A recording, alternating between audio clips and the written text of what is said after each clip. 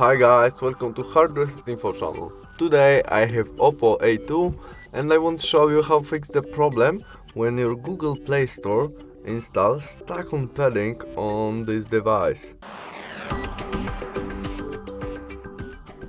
As you can see, my install stack-on padding. To fix it, we cancel it and go back to the main menu of our OPPO, where we navigate to the settings.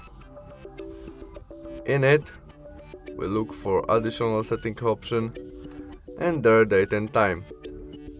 Now we must turn on first function set time automatically, and after that we can go back to the Google Play Store and try install again, and it would work, but if wouldn't work you must restart your Google Play Store. That's all, thanks for watching, see you soon, bye!